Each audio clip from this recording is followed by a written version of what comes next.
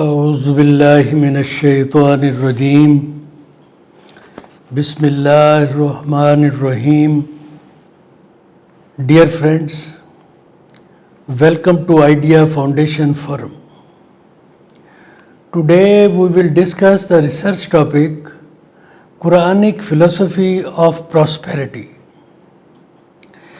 The man's physical being and spiritual being are two integral parts of his self.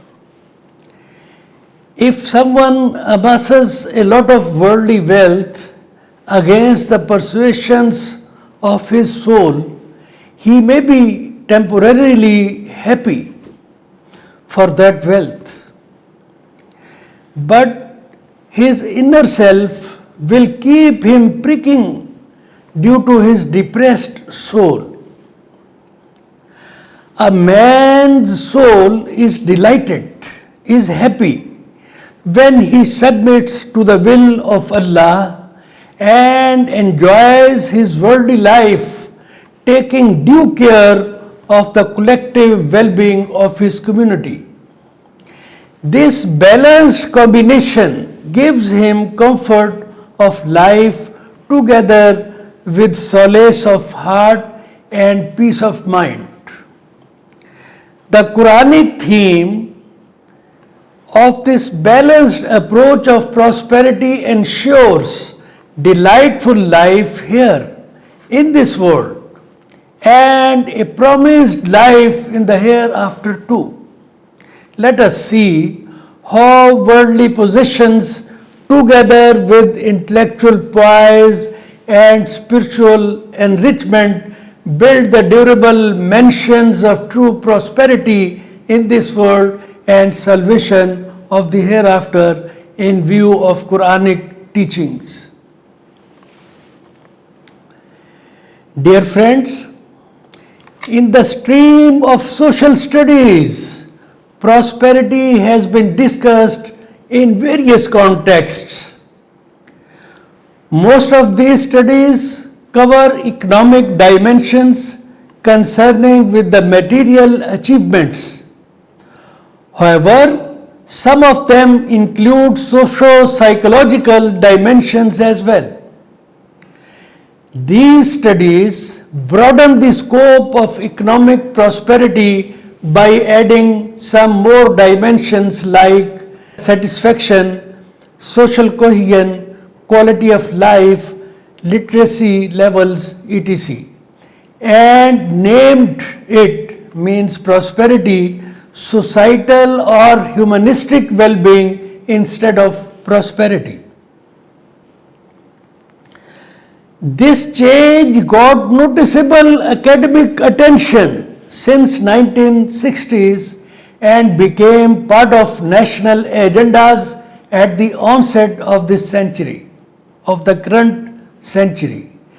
Initiatives like measuring national progress not merely by standard of living but by quality of life, one, economic performance and social progress, two, GDP and beyond, and better life index were introduced respectively by UK, France, European Union and the OECD in and around 2010. At individual level too, some non-economic dimensions were added to the scope of prosperity and given the name like enrichment of life or accomplished life. Immense literature has been published on this account under several fascinating titles like Think and Grow Rich, Key to Success, etc. Adding to economic and non-economic dimensions of prosperity, several publications also have taken account of philosophic and spiritual dimensions of prosperity based on the concepts like meditation, forgiveness, autosuggestion, charity, positive thinking, etc. Some of them take strength of their argument from the divine books as well. The usual shared view, common view derived from these holy books may be summarized as, listen, real happiness is about sharing, about giving the best we got to those around us. And when we do so, we will inspire others to do the same. And this is how the whole world will be transformed. This will be the moment we will realize that if we want the world to be a happy place to live, we'll first to be happy ourselves. And by doing so, the whole world will be transformed. So, dear friends, social studies with respect to prosperity or social well-being we discussed so far are not much comprehensive to cover all physical, socio-psychic and intellectual dimensions of prosperity, especially the spiritual dimensions. If some independent studies on spiritual dimensions have been made in the Western literature, they too are limited to the concerns of the worldly life. Linkage of spiritual prosperity in the context of salvation of the hereafter is not appropriately addressed. Whereas the Quranic scholarship provides a comprehensive account of well-being of the humanity or prosperity by including all the dimensions pertaining to economic, psycho-intellectual and spiritual domains of human life. The Quranic theme explains how this combined approach of prosperity ensures delightful life here in this world and a promised life in the hereafter. Let us see how the Quranic teachings motivate to seek worldly possessions together with intellectual poise and spiritual enrichment to build durable mansions of true prosperity of the two worlds. Life of the man is composed of physical being and spiritual being. Soul, the substance of spiritual being, enters the spatio-temporal order of this earth at the birth of the man to enliven his physical body, to give life to the physical body, accord him a special identity, and stays within him for a specified time as a divinely guiding source.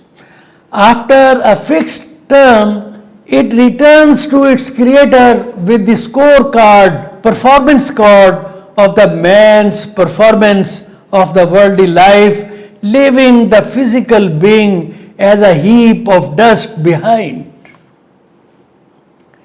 Thus, the man cannot afford to ignore his soul for its vital role in his life. It is important. The man cannot afford to ignore his soul for its vital role in his life. It affects socio-psychic and intellectual curriculum of the man's worldly life, while in return, socio-psychic and intellectual responses have very serious impact on the mood of the soul. Inherently, a man's soul is delighted when he submits to the will of Allah and listens to its calls in the worldly pursuits. Contrarily, it is depressed if he perpetually undermines its persuasion in his worldly engagements.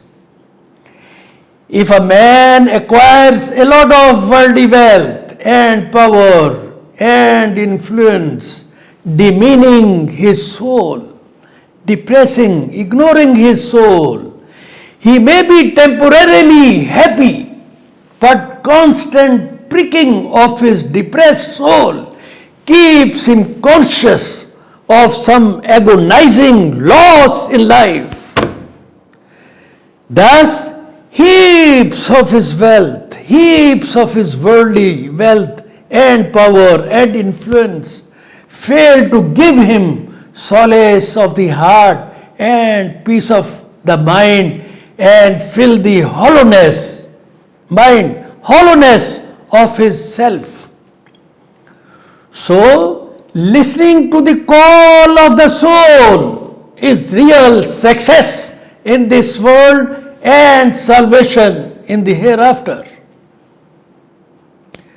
The Quranic theme lays down golden principles for prosperity which simultaneously motivate to seek material possessions together with intellectual poise and spiritual enrichment in this world and salvation in the hereafter at the individual level, and also ensures long-term sustainability of social peace, progress and personal freedoms in the humanistic context, in the social context.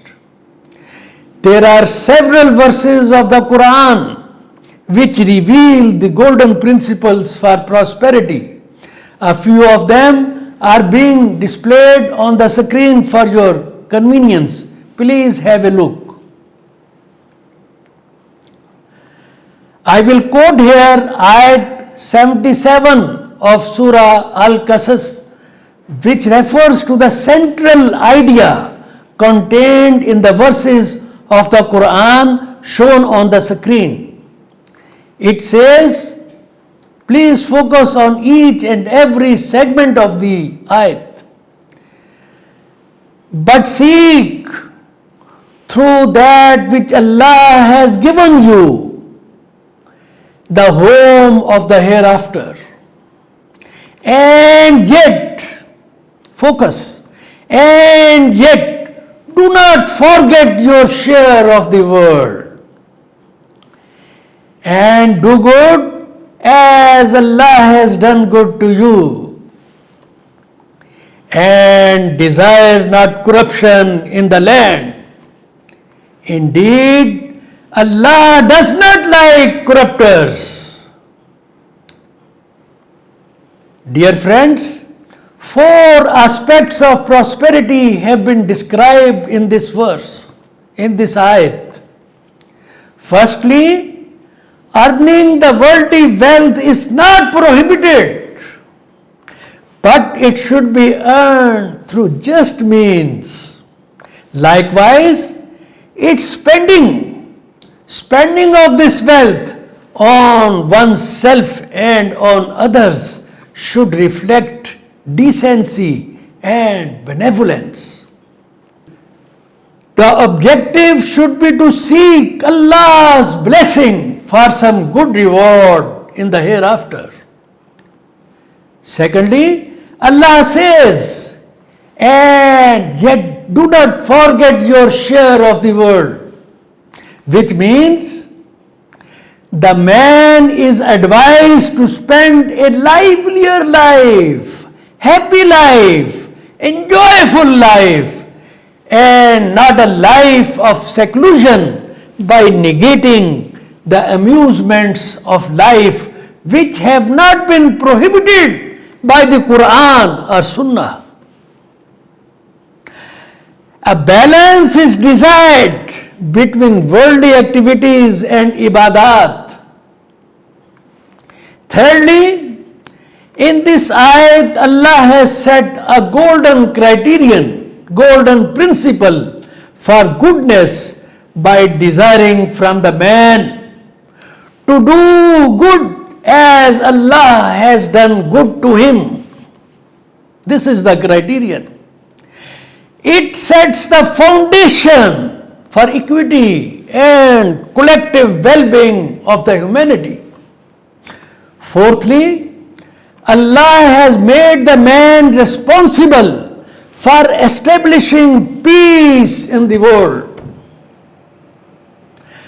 Allah has created the man on his nature, Allah's nature, so that the man could know the nature and its secrets well to effectively employ the endless resources of the universe in the service of the mankind as desired by Allah the Almighty in Surah Luqman. Allah is the creator. The man is made to procreate the mankind, to imitate his creator. Allah is the progressive, the inventor, the fashioner. So the man has been desired to be progressive and innovative. Allah has established discipline, balance, order, peace, and rhythm in the cosmic system. So the man has been desired to establish justice, discipline, balance, and order in the affairs of the earth. Dear friends, the Quran educates the man.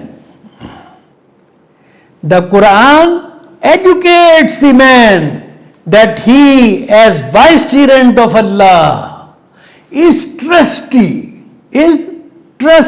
not the owner, is trustee of all the possessions of the world, including his own life. And he is to perform strictly in accordance to the will of Allah, establishing a society where sovereignty of Allah, justice, peace, growth, and collective well-being of the humanity could be ensured.